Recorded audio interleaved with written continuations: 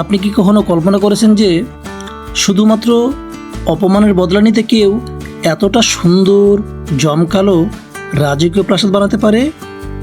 কি অবাক হচ্ছেন? হ্যাঁ দর্শক, এটি ঘটেছিল। আপনারা যে সাদা প্রাসাদটি দেখতে পাচ্ছেন সেটি তারই উদাহরণ। আমরা আজকে জানব এই প্রাসাদটির ইতিহাস, কিভাবে এখানে আসবেন, কখন আসবেন এবং কোন অপমানের বদলা নিতে এই রাজকীয় প্রাসাদটি তৈরি করা হয়েছিল।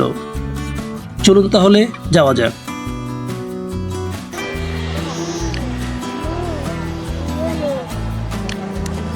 হ্যালো, তোমার নাম কি? গুড। তুমি কোন স্কুলে পড়ো? তুমি কার সাথে আসছো এখানে? মায়ের সাথে, বাবার সাথে?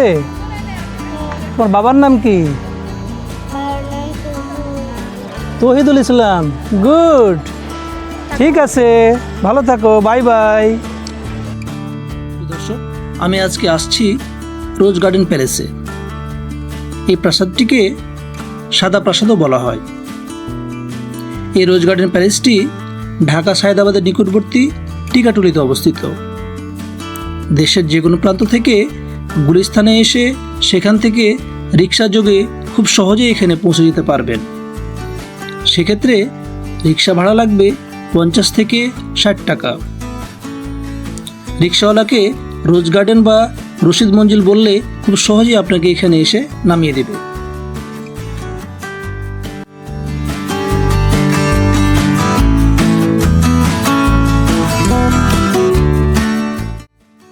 রোজ গার্ডেন প্রবেশ করতে আপনাকে 30 টাকা দিয়ে একটি টিকিট কাটতে হবে। ছাত্রছাত্রীদের জন্য প্রবেশ ফি মাত্র 10 টাকা। সেক্ষেত্রে তাদের স্টুডেন্ট আইডি কার্ড দেখাতে হবে। আর 10 বছরের নিচের বাচ্চাদের ক্ষেত্রে প্রবেশ করতে কোনো টিকিটের প্রয়োজন হয় না। প্রাসাদটি শুধুমাত্র রবিবার সাপ্তাহিক বন্ধ থাকে এবং সোমবার দুপুর 2টার পর থেকে খোলা থাকে। এর বাইরে অন্যান্য দিন যথারীতি খোলা থাকে। প্রাসাদটি শীতকালে সকাল 9টা থেকে বিকাল 5টা পর্যন্ত এবং গ্রীষ্মকালে সকাল 10টা থেকে বিকেল 6টা পর্যন্ত খোলা থাকে।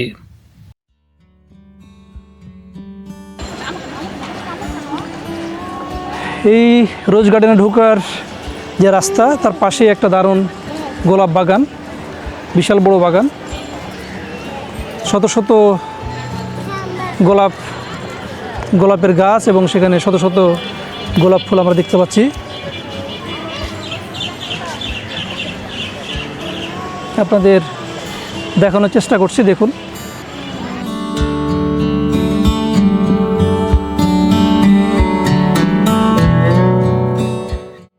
খুব সুন্দর 2টা খেজুরের গাছ।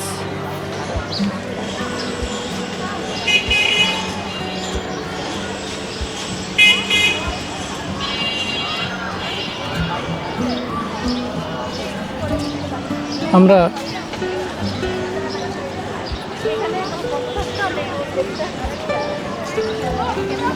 সেই কাঙ্ক্ষিত রোজ গার্ডেনের দিকে যাই, অর্থাৎ রোজ প্যালেস। এই সেই রোজ প্যালেস।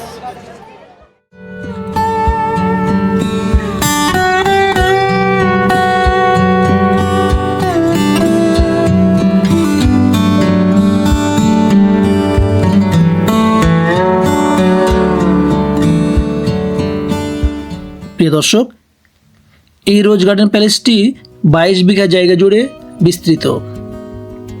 এই ভবনটির আয়তন প্রায় 7000 বর্গফুট এবং উচ্চতা 45 ফুট।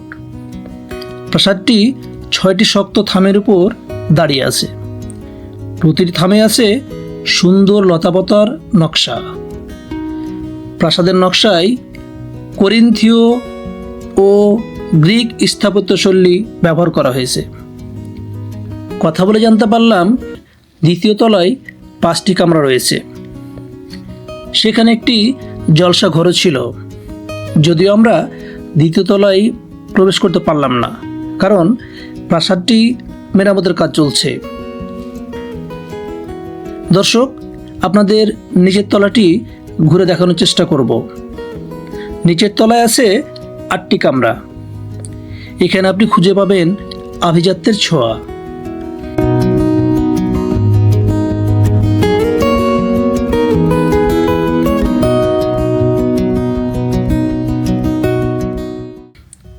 একসময় প্রাসাদ প্রাঙ্গণে ছিল একটি ঝর্ণা।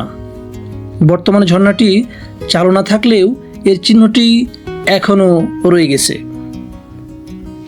প্রাসাদের সামনে রয়েছে মার্বেলের তৈরি কয়েকটি ভাস্কর্য।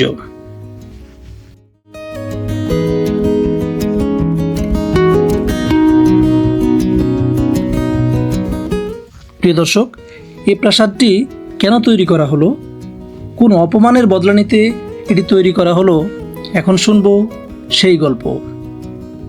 এই নান্দনিক প্রাসাদটির নির্মাতা ছিলেন ঋষিকেশ দাস। ঋষিকেশ দাস ছিলেন ব্রিটিশ আমলের ধনাঢ্য ব্যবসায়ী, কিন্তু খুব সাধারণ পরিবার থেকে তিনি উঠে আসায় সেই সময়ের আভিজাত্য পরিবারগুলো তাকে গুরুত্ব দিত না। কথিত আছে একদিন নাকি তিনি বলদা গার্ডেনের একটি জলসায় আমন্ত্রিত হয়েছিলেন, কিন্তু সেখান থেকে তাকে নাকি অপমানিত হয়ে ফিরে আসতে হয়েছিল। আর এই অপমান থেকেই নাকি তিনি সিদ্ধান্ত নেন যে তিনি আরও জমকালো, আরও সুন্দর নিজের জন্য একটি বাগান বাড়ি তৈরি করবেন।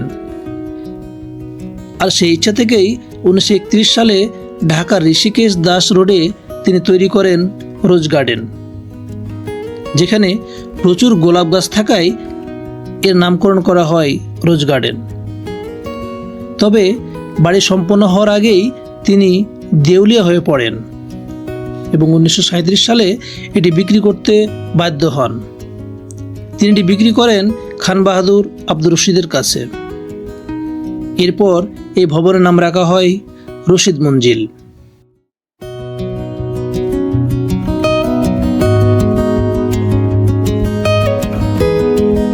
1970 সালে বেঙ্গল স্টুডিও রোজ গার্ডেন ভাড়া নেই এবং এখানে জনপ্রিয় সিনেমা হারানো দিনের শুটিং হয়। সে সময় এটি হুমায়ূন সাহেবের বাড়ি নামে পরিচিতি পায়।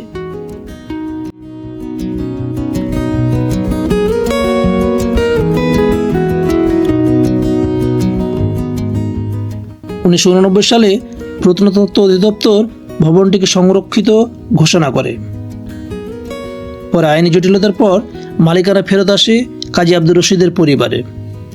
অবশেষে 2018 সালে বাংলাদেশ সরকার প্রায় 332 কোটি টাকায় এই রোজ গার্ডেন প্যালেস ক্রয় করে এবং বর্তমানে এটি সরকারের মালিকানায় রয়েছে।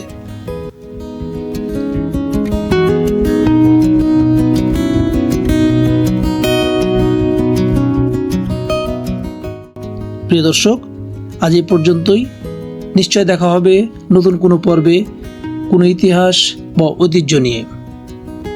সে পর্যন্ত সুস্থ থাকুন, ভালো থাকুন এবং তৌহিদ এক্সপ্লোরারের সাথেই থাকুন। আল্লাহ হাফেজ।